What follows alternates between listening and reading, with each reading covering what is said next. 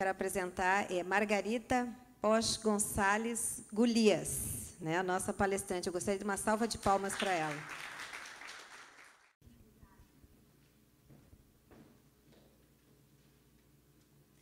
Boa noite. Eu queria dizer que é uma honra ter sido convidada mais uma vez para dar testemunho aqui na Donep. Fazia alguns anos já que eu não dava testemunho. Eu dei meu último testemunho, eu não sei se foi aqui na Donep entre 2007 e 2008. E depois disso eu dei mais umas 2 ou 3 vezes e já fazia alguns anos que eu não dava testemunho. E eu fui convidada novamente, então estou me sentindo muito honrada pela presença de vocês todos aqui. Muitas pessoas queridas que eu estou vendo na plateia que também vieram me honrar. Muito obrigada. Bem, o meu testemunho trata de restauração de família. Eu vou dar só um panorama rápido, que eu estive separada do meu marido por mais ou menos 2 anos. Nós tivemos uma separação que durou aproximadamente 2 anos, em torno de 20 meses. E a parte que eu vou falar é justamente esse período, porque aconteceu a separação e hoje, porque nós estamos juntos de novo. Então, isso que eu vou contar. Eu vou fazer uma breve linha do tempo para que vocês possam se situar. Eu venho de uma família de imigrantes espanhóis. Meus pais eram imigrantes, imigraram para o Brasil e se conheceram aqui, casaram aqui. E eu e meu irmão, eu tenho mais um irmão, nascemos aqui. Nós fomos criados em Porto Alegre. E meus pais, como bons espanhóis, eram pessoas de muita fé. Eles tinham a devoção deles. Meu pai, principalmente, era devoto, tinha um santo que ele era devoto. Nós costumávamos ir à igreja e eu passei por todos os ritos da fé que eu fui ensinada, ou seja, desde o batismo, comunhão, crisma, e até culminar no casamento. Eu cresci nessa família e concluí um curso superior, sou formada em administração, habilitação em comércio exterior, foi minha primeira graduação, trabalhei nesta área há alguns anos. E trabalhando nesta área, foi que eu conheci o Júlio. Ele trabalhava numa empresa, eu trabalhava numa outra, nós dois tínhamos bons empregos, estávamos estabelecidos profissionalmente. Então, nós nos conhecemos. Começamos a namorar, tivemos um período de alguns anos no início de namoro. Esse namoro foi sendo aprofundado, acabou em noivado e, no final, também acabou em casamento. Já noivos, nós saímos dos nossos empregos, estabelecemos uma empresa, nos tornamos empresários antes do casamento. E, então, como empresários, já casamos no civil e casamos no religioso, que era uma coisa muito importante para mim, porque, apesar de eu não frequentar a igreja como meus pais gostariam que eu frequentasse, eu tinha a minha fé, porque eu cresci com princípios que eles me passaram. E isso foi muito importante para mim, para a minha formação. Eu acreditava em Deus, sempre acreditei em Deus. Então, o casamento no religioso era muito importante para mim. Casamos, continuamos com a nossa vida de empresários, a nossa empresa prosperou, cresceu um pouquinho. Depois tivemos nosso filho, que nasceu em 1996, o Pedro, hoje com 21 anos. Mas a maioria das pessoas sabem que o casamento é um desafio, porque é a união de 2 culturas completamente diferentes, são pessoas completamente diferentes que, apesar de terem um amor um pela outra, têm conceitos diferentes, têm manias diferentes E para nós não foi diferente, também foi um desafio. Apesar de muito amor envolvido, nós tínhamos também as nossas diferenças. Cada um de nós tinha certas características que, com o passar dos anos, foram se acentuando. Então, após o nascimento do Pedro, nosso filho, o que aconteceu? Essas características começaram a se sobressair mais. Porque a nossa empresa ia bem, mas o Pedro, já pequenininho, com uns 3 anos, a empresa começou a apresentar alguns problemas financeiros. E os problemas financeiros começaram a afetar o nosso relacionamento. Nós trabalhávamos juntos, nós tínhamos uma vida conjugal, então a nossa vida era tudo misturado, era tudo junto. Nós tínhamos, em casa era trabalho e era vida em comum, tudo. E essas características que eu falei, então, começaram a aflorar com os problemas que começaram a aparecer.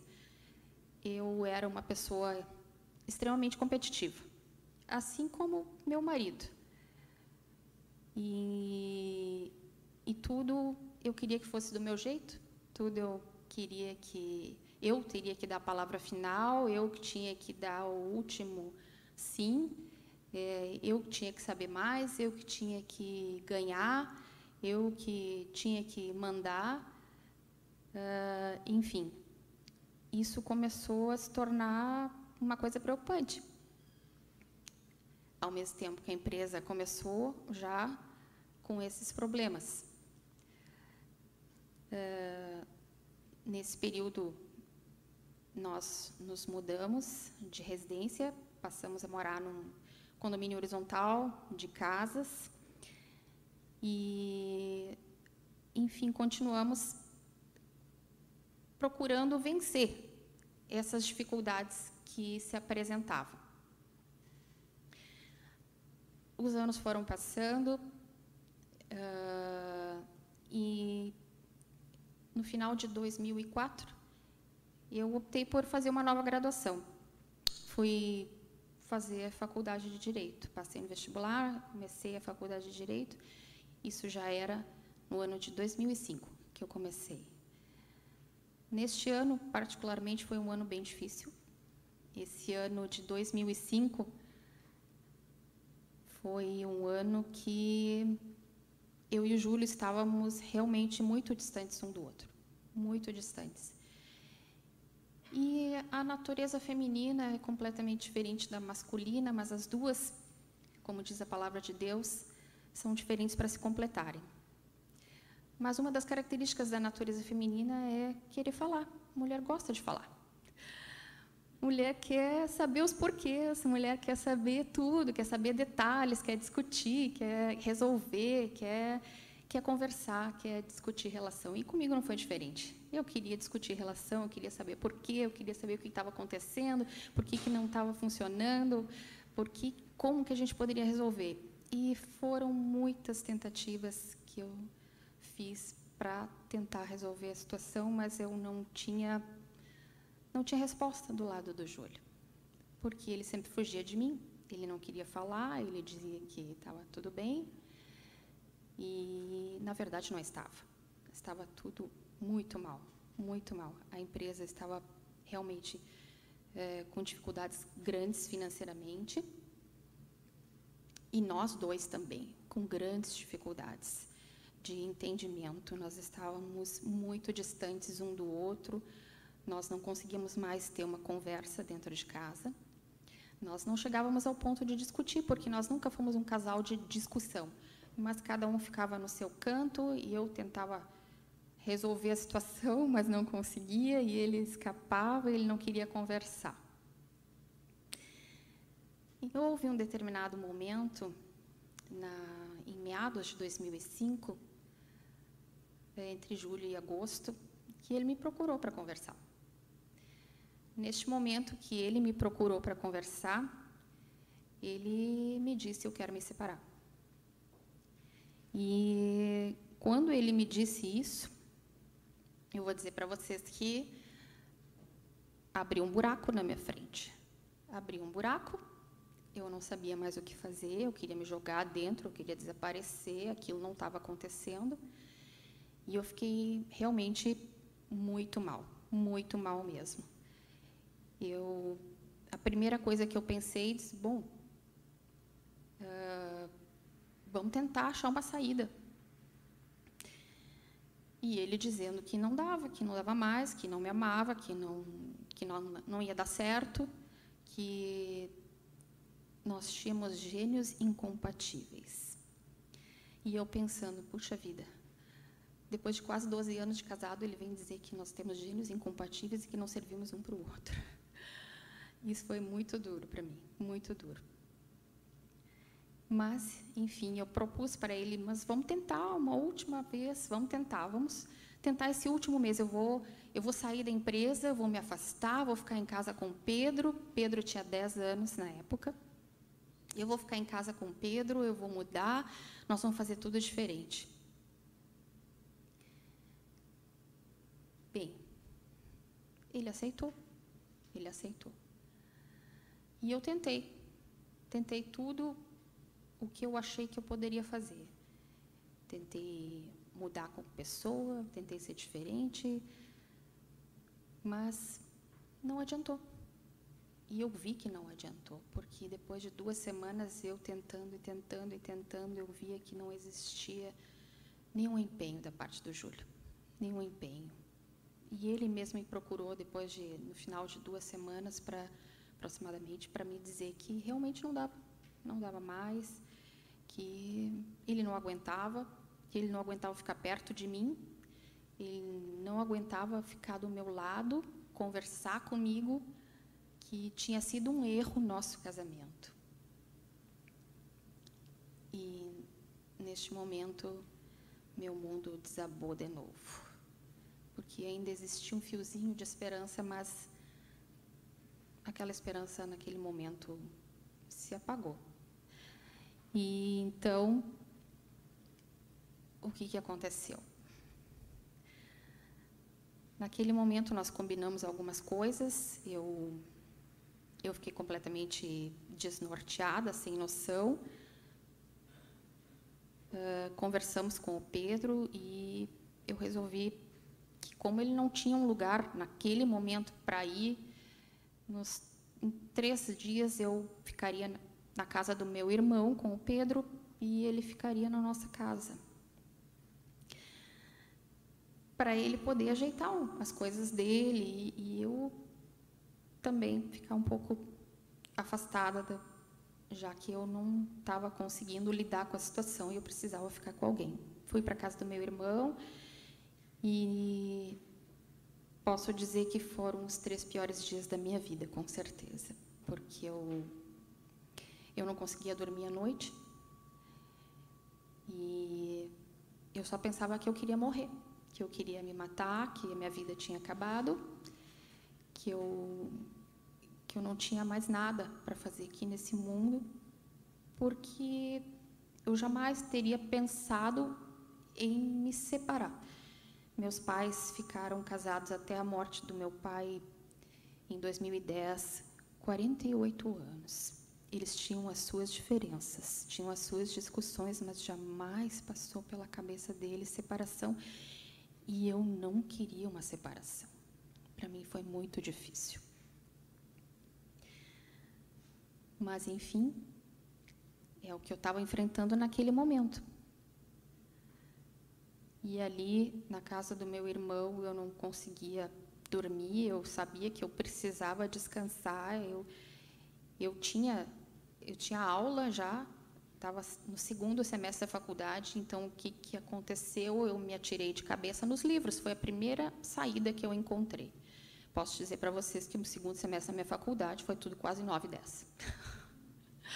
Foi o melhor semestre da minha faculdade. Mas se eu pudesse ter escolhido, eu preferia ter tirado notas baixas e ter ficado com a minha família naquele momento. Eu estava tão mal que eu fui procurar apoio psicológico E no apoio psicológico, a minha psicóloga disse que tu vai precisar de um psiquiatra, porque eu não dormia e eu tinha ideias suicidas. Fui procurar o psiquiatra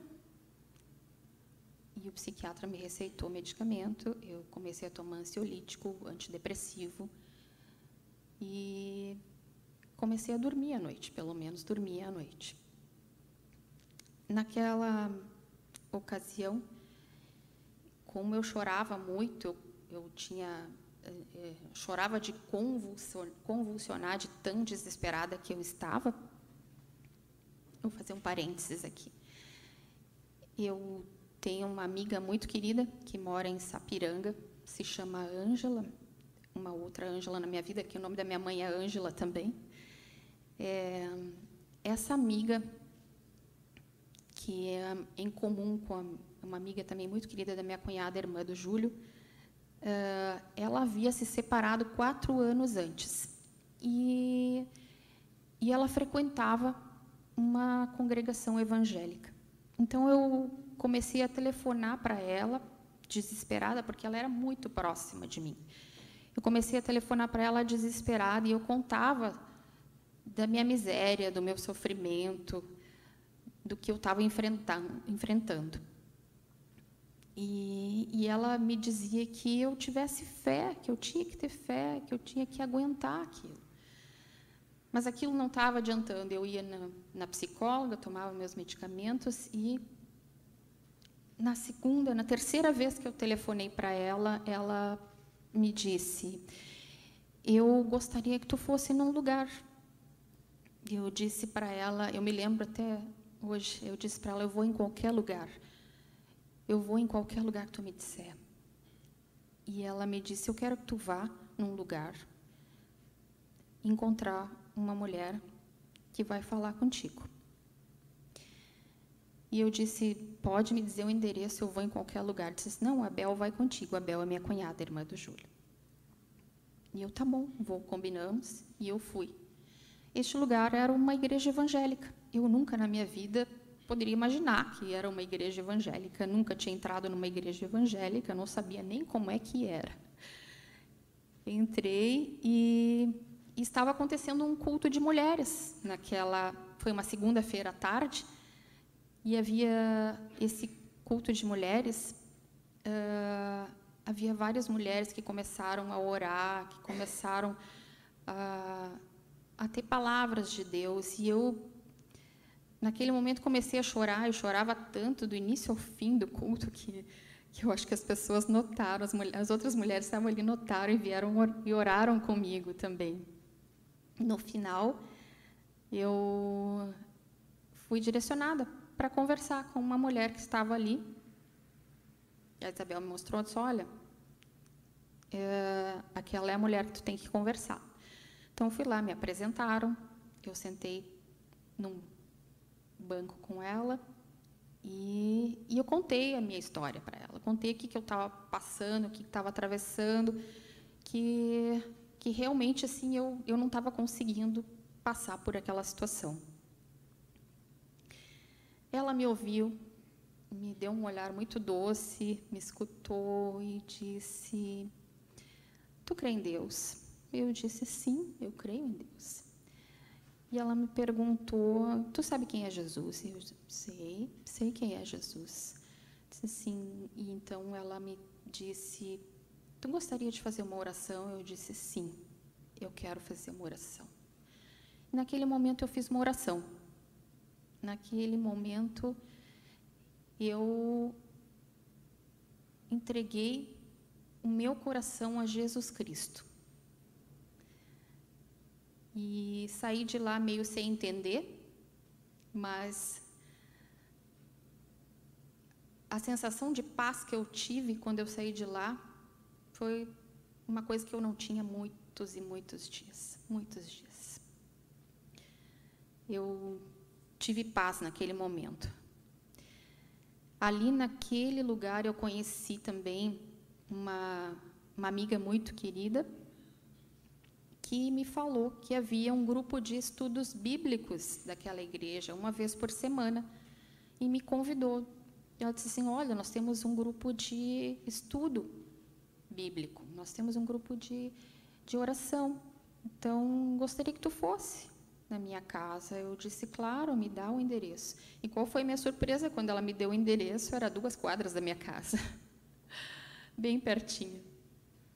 Então, aos sábados, eu comecei a frequentar aquele grupo de oração na casa deles, esse casal maravilhoso, e ali eu fui tomar conhecimento pela primeira vez da palavra de Deus, da Bíblia.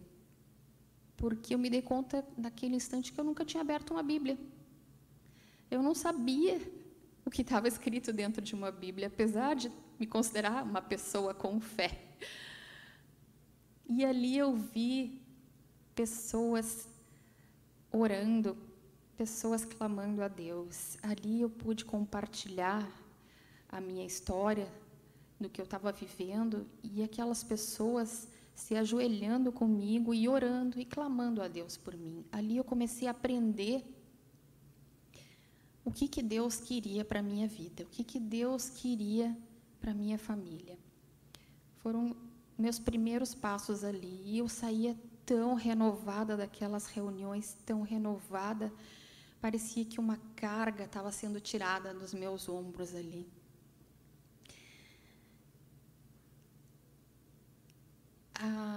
A partir daquele momento, eu comecei a frequentar também os cultos aos domingos,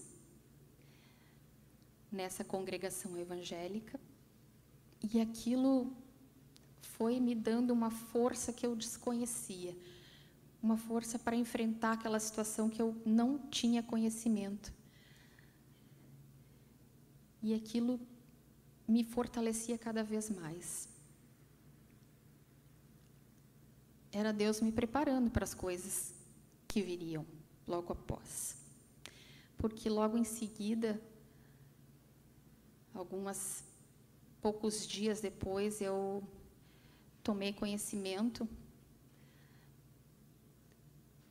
de uma maneira muito cruel que o meu marido me traía já há bastante tempo, que eu desconhecia completamente, porque os motivos que ele alegou para se separar de mim foi que não tinha ninguém, que simplesmente nós não dávamos certo. Ele não falou em outra pessoa, ele disse que não tinha ninguém, ele foi enfático. E quando eu descobri isso, cruelmente, eu realmente fui para o fundo do poço de novo. Fui para o fundo do poço e corri para o meu grupo de oração. E ali parecia que estava voltando tudo de novo, aquela tristeza grande, mas além da tristeza, naquele momento, estava se acrescentando um outro sentimento que foi crescendo, que era a raiva. Muita raiva, muita raiva. Porque naquele momento, até então, eu achava que eu tinha falhado. Eu era culpada, eu tinha feito alguma coisa errada para aquela separação acontecer. E depois daquilo, eu vi que eu não era culpada. Então, aquela raiva começou a aflorar. E crescia. Mas, aquele grupo era tão bom, e a palavra de Deus é tão fortalecedora, que eu consegui superar aqueles momentos. Eu consegui passar por aquilo. E uma das primeiras coisas que me foi ensinado ali foi que eu não deveria jamais confrontar o meu marido, que eu não deveria argumentar com ele, que eu não deveria acusá-lo, que eu não deveria dizer nada para ele, simplesmente tratá-lo bem. E aquilo foi primeiro um choque para mim,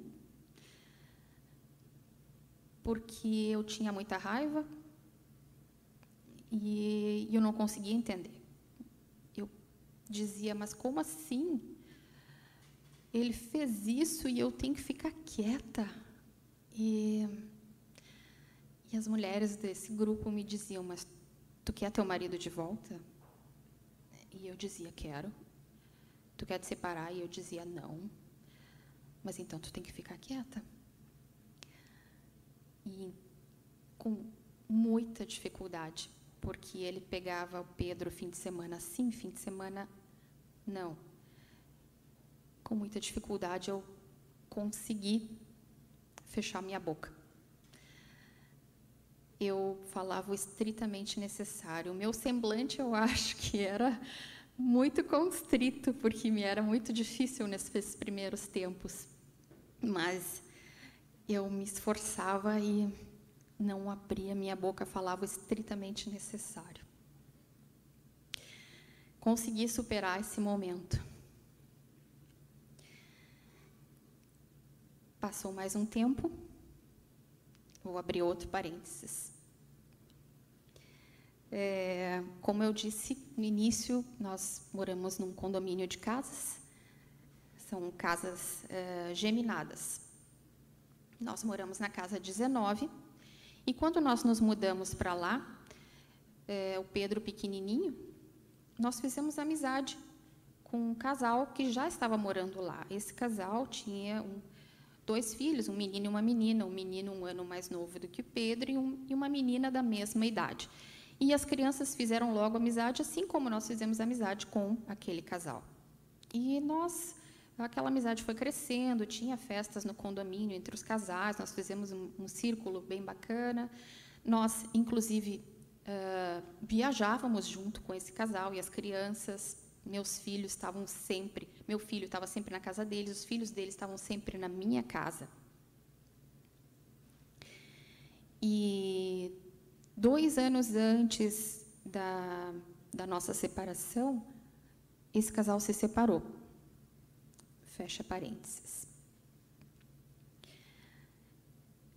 Quando nós nos separamos, que eu fui para a casa do meu irmão, eu fiquei sabendo depois que o Júlio ficou sozinho na nossa casa, claro, mas ele também ficou mal, porque uma separação não é uma coisa fácil.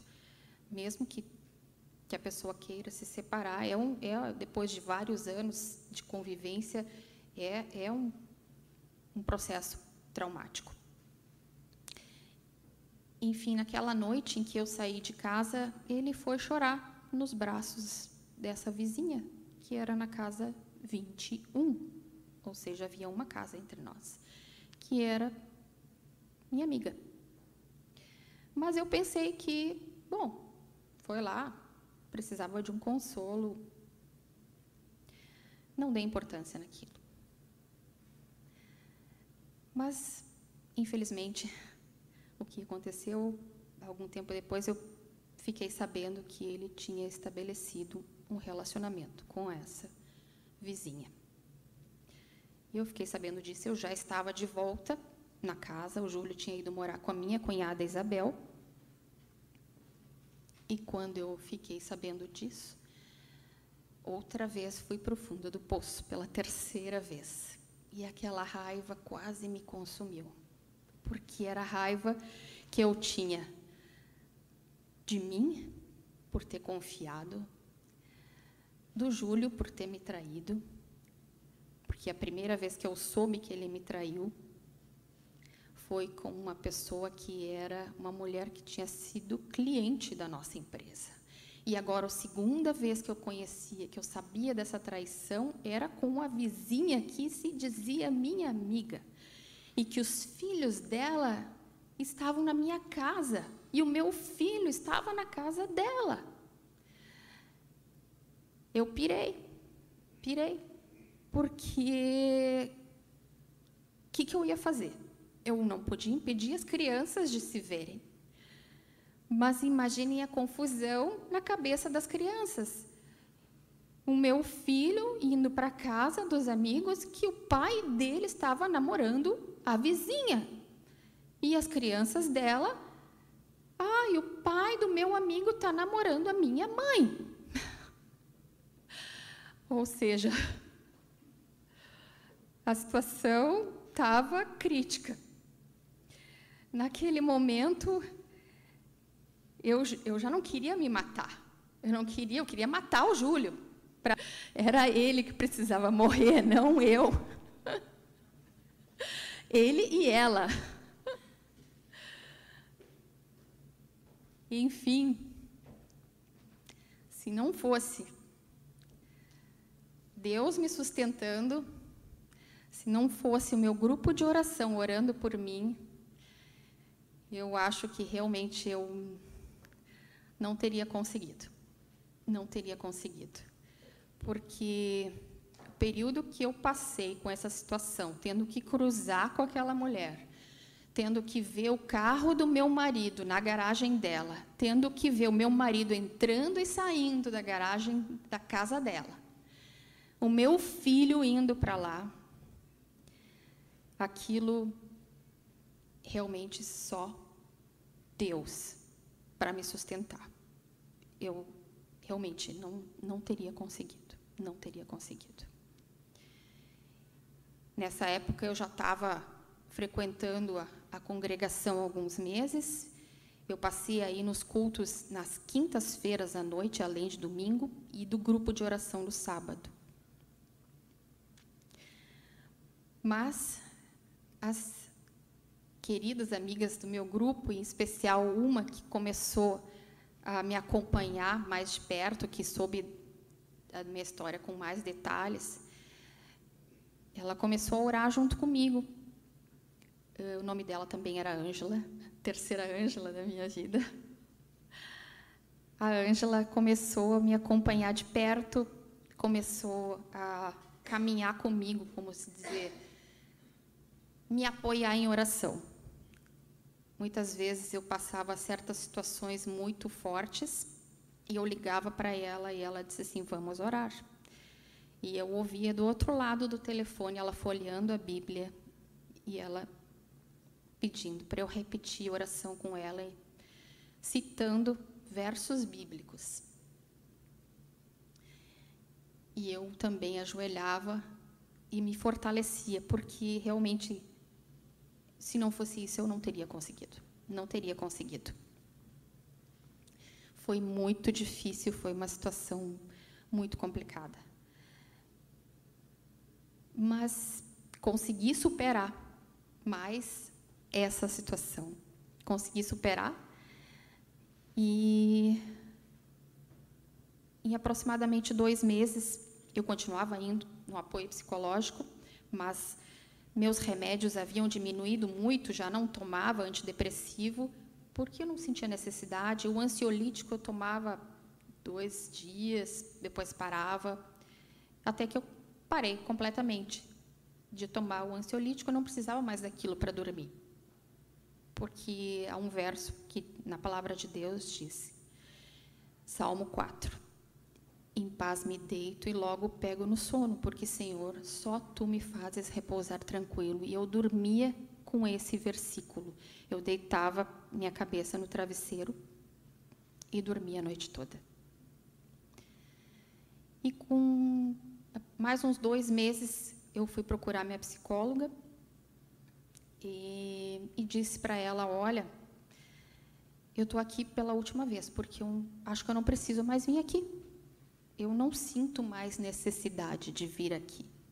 Ela olhou para mim e disse assim, que bom que tu está me dizendo isso, porque hoje eu ia te dar alta, mas tu mesmo está te dando alta.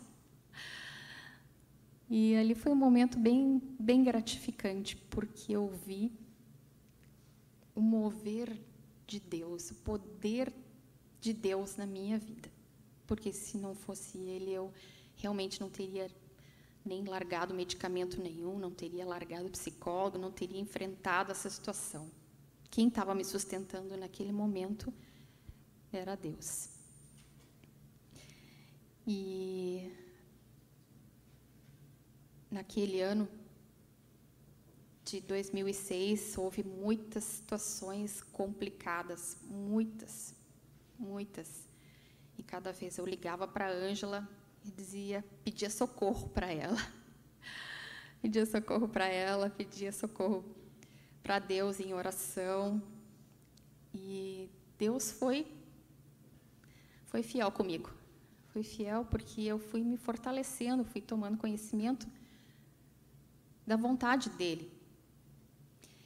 E eu posso dizer que, nesse período, eu jamais confrontei o Júlio, jamais chamei a atenção dele, jamais argumentei, jamais abri a minha boca para acusar. Mas aquilo estava aqui na minha garganta. Aquilo estava quase explodindo. E isso já mais para o final de 2006, eu tinha passado por uma situação que realmente tinha me deixado com muita raiva. Eu sei que eu cheguei em casa da rua, eu estava sozinha, o Pedro estava na escola. Eu entrei em casa e olhei para a minha sala e disse: eu não aguento isso. Puxei uma cadeira e botei no meio da sala. Puxei uma outra cadeira, botei de frente para essa cadeira. E sentei na cadeira. Sentei na cadeira, olhei para a cadeira vazia na minha frente e disse: tu é o Júlio.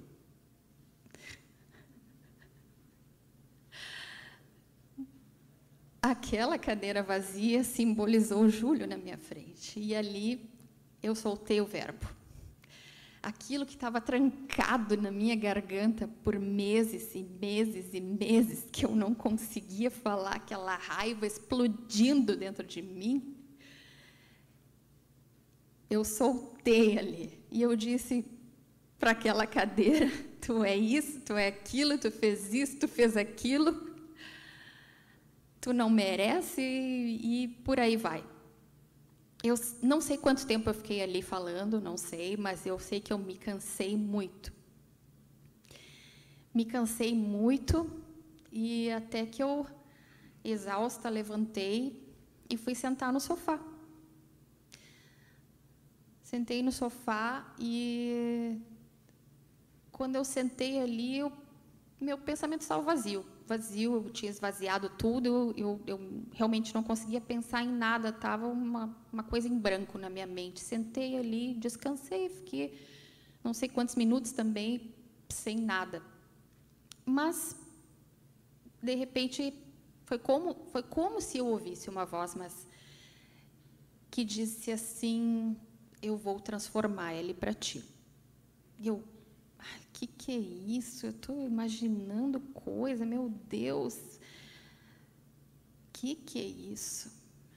Mas, enfim, eu fiquei ali e depois eu ficava pensando nessa frase, mas aquela frase voltava na minha cabeça e eu ficava pensando: mas como assim? Eu vou transformar ele para ti? Que quer dizer isso? Eu não estou entendendo.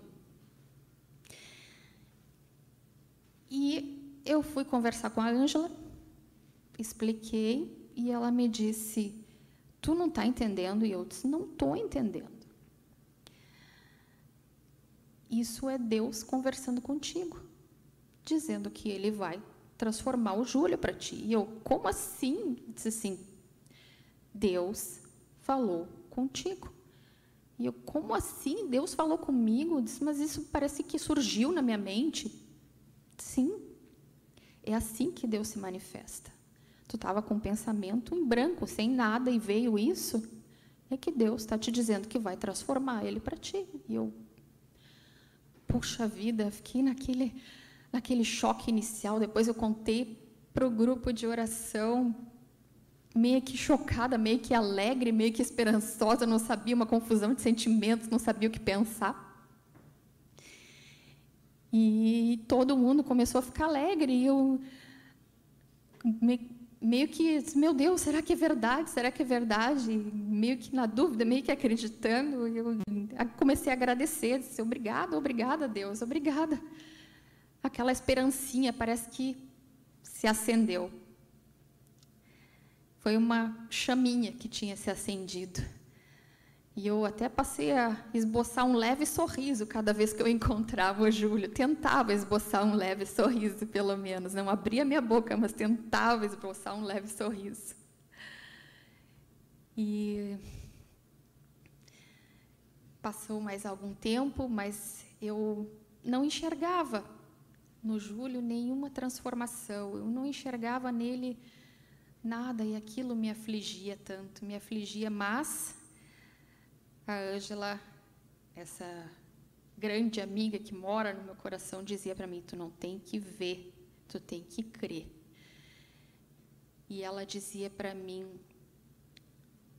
tu é um soldado de tropa de elite. E eu: como é que é? Tu é um soldado de tropa de elite. Tu acha que Deus dá um deserto, uma prova dessa para qualquer um? Não, tu é tropa de elite. E eu: sou? Eu disse: tu é tropa de elite, tu é um soldado. E o que o soldado faz? O soldado vai para a guerra. Então, tu vai para a guerra, tu vai botar teu joelho no chão e tu vai orar pelo teu casamento, como tu tem feito até agora, e tu vai orar mais ainda, porque Deus vai transformar. Já que Deus te disse que vai transformar, então creia e continue orando pelo teu marido.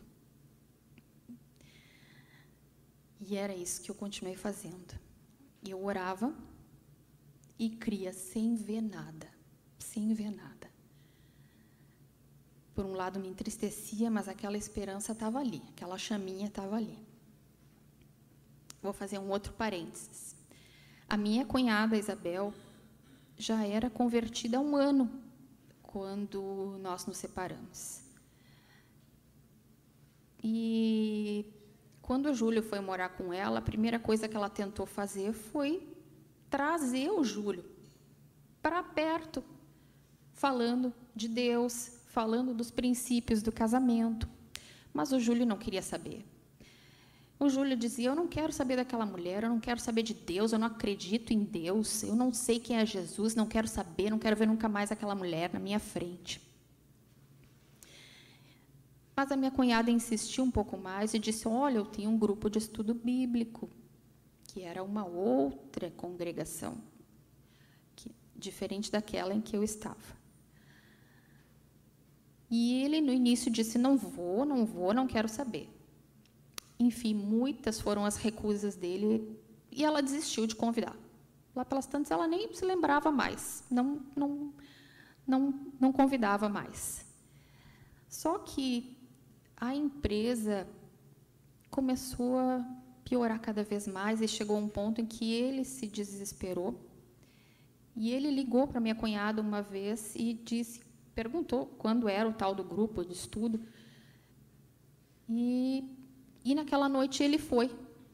A primeira vez que ele foi nesse grupo de estudo bíblico, depois me contaram, aquela minha chaminha de esperança aumentou mais um pouquinho. Ai, Deus está trabalhando. Enfim, eu tenho uma esperança um pouquinho maior.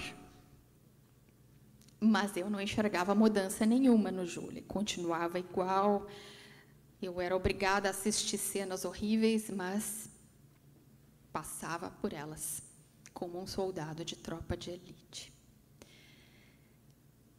Eu sei que, quando o Júlio vinha do final de semana que ele tinha passado com o Pedro, ele chegava sempre domingo à noite, trazia o Pedro, e eu tinha combinado com ele que ele me trouxesse o Pedro até às 6 horas da tarde, mais ou menos, porque aos domingos à noite nós íamos no culto evangélico. Eu falei para ele que nós estávamos frequentando uma igreja evangélica.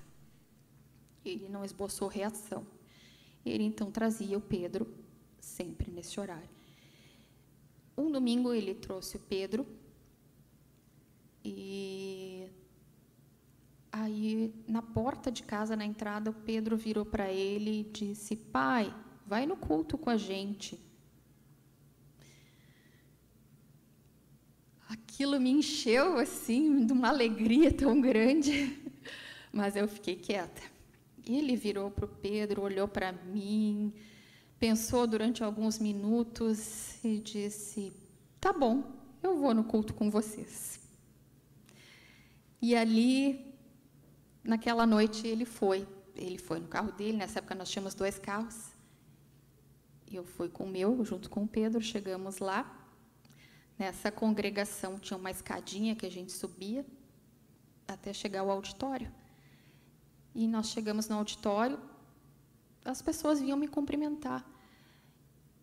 E eu entrei com o Pedro e o Júlio do meu lado. As pessoas me cumprimentavam, olhavam para ele. Seja bem-vindo, seja muito bem-vindo, que bom que tu está aqui. E ele ficava um espanto. E as pessoas vinham e cumprimentavam. E nós fomos até o lugar, sentamos, e ele virou para mim e disse assim, por que as pessoas estão agindo assim, como se já me conhecessem? E eu disse, porque, na verdade, essas pessoas fazem parte do meu grupo de oração e elas te conhecem. Pode ser que tu não conheça elas, mas elas te conhecem. Enfim, assistimos o culto, saímos, nos despedimos. Eu posso te dizer que, depois daquele domingo, todos os domingos que ele vinha entregar o Pedro, ele ia no culto com a gente. Passou mais alguns domingos, ele começou a frequentar o culto todos os domingos, independente se era o fim de semana dele com o Pedro. Ele começou a frequentar e, ao mesmo tempo, começou a frequentar o grupo de estudo bíblico dessa outra congregação. E a minha esperança, assim, cresceu, porque eu via, meu Deus, há uma esperança, há uma possibilidade. Mas a luta era muito forte. A luta era muito forte, porque as situações constrangedoras que eu passava continuavam, mas eu não desisti. Eu não desisti porque eu tinha um soldado do meu lado que me apoiava em oração e vários outros soldados me apoiando em oração. Soldados de Deus. Eu sei que, posso dizer que em 2007, meados de 2007, na saída de um culto, ele foi até o carro com a gente, porque ele sempre nos acompanhava, era à noite, era 10 da noite, ele sempre nos acompanhava até o carro. Ele nos acompanhou, eu e o Pedro, e lá ele me pegou pelo braço e disse, eu gostaria de conversar um minutinho. Eu virei para ele, claro. Ele começou a chorar na minha frente e disse, eu queria te pedir perdão. Naquele momento eu comecei a chorar também. E eu pedi perdão para ele também. Porque nós dois precisávamos nos perdoar. Uma ruptura num casal nunca acontece de um lado só, acontece dos dois lados. Então não há erro de uma parte só, há erro dos dois lados. Ali nós nos perdoamos, abraçamos nosso filho. Ali ele disse que queria voltar, que queria ter a nossa família de volta. Ali eu sei que eu realmente ouvi o poder de Deus. Eu presenciei o poder de Deus na nossa vida. Nós realmente ali combinamos algumas coisas, ele precisava ainda de algum tempo para resolver a situação com aquela outra mulher. Mas em 2 meses ele voltou para a nossa casa, nós restauramos o nosso casamento, nós restauramos a nossa aliança. Hoje meu marido é um homem temente a Deus, é um homem abençoado, com uma passagem ativa na nossa congregação, trabalhando pelos jovens lá, para ajudar muitas e muitas pessoas. E eu só posso agradecer a Deus a obra que Ele fez na minha família. E agradecer as pessoas que fizeram parte disso também. Hoje não puderam estar aqui, mas eu sei que de coração elas estão, que me ajudaram nesse processo. Eu gostaria de agradecer muito, muito, muito a Deus, como tenho agradecido todos os dias da minha vida por ter hoje uma família.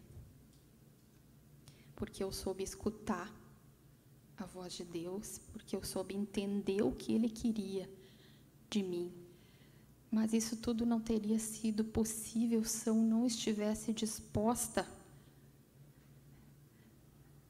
a pagar um preço. E o que foi esse preço que eu paguei? Eu pisei no meu orgulho, eu pisei no meu egoísmo e em tantos outros sentimentos ruins.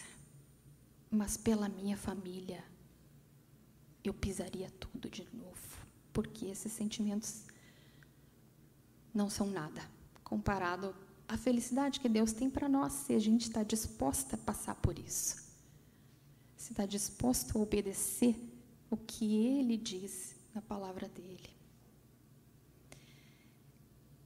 Eu gostaria de encerrar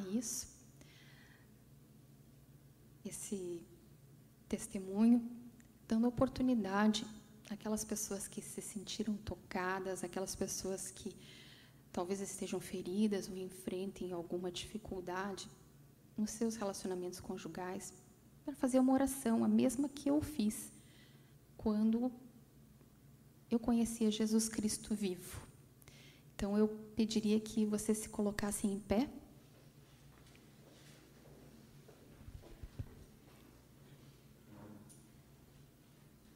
E repetissem comigo, fechassem os seus olhos e repetissem comigo essa pequena oração.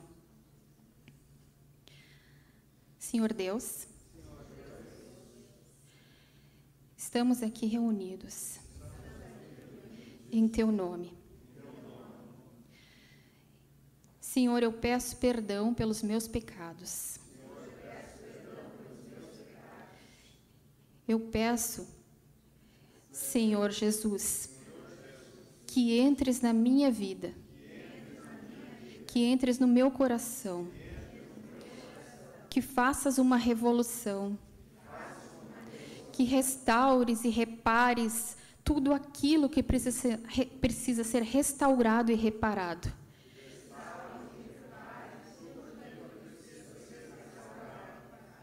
Que escrevas o meu nome no livro da vida.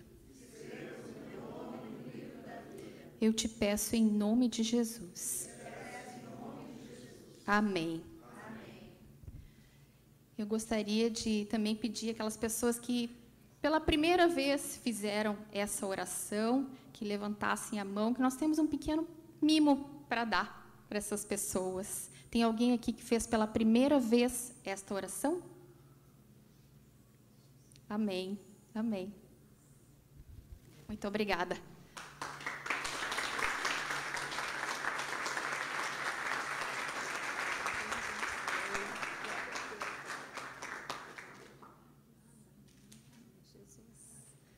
Por favor, nós gostaríamos então de entregar esse pequeno mimo.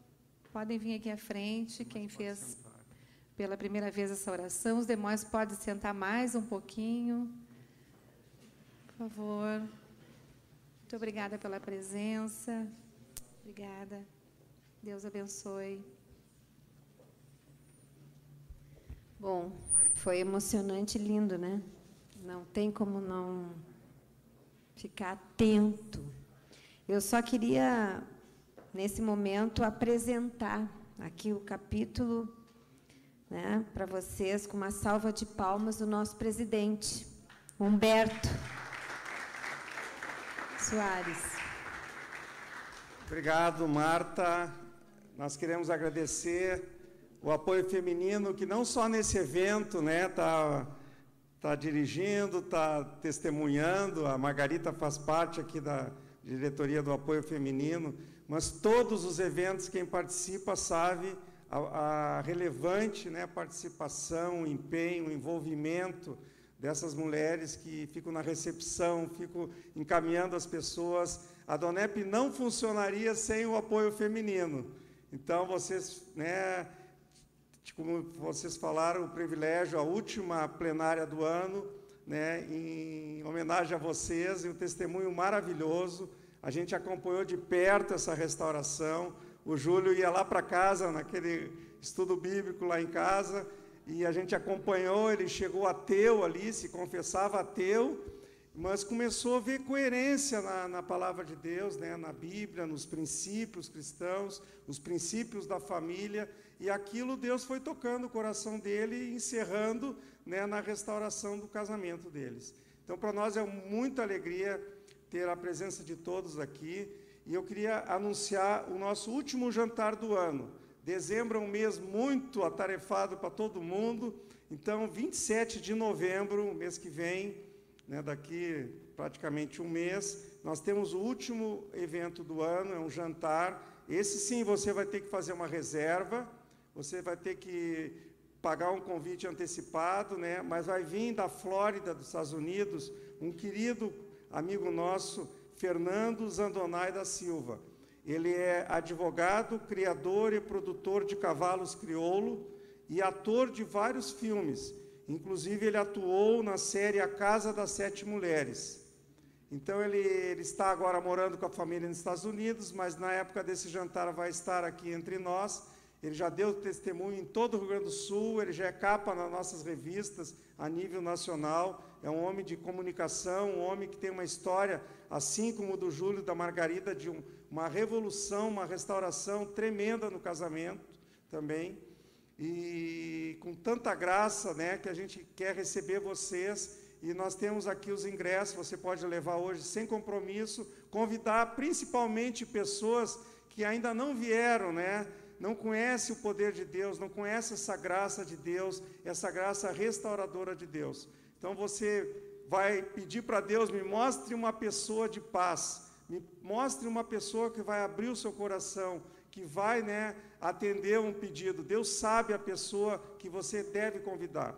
Então, eu queria agradecer então, a Margarita, essa exposição do Júlio. Hoje eu sei esse casal é um casal abençoado, abençoador. Né? A gente tem realmente um orgulho mesmo de conhecer vocês, de caminhar com vocês, de ser amigo de vocês.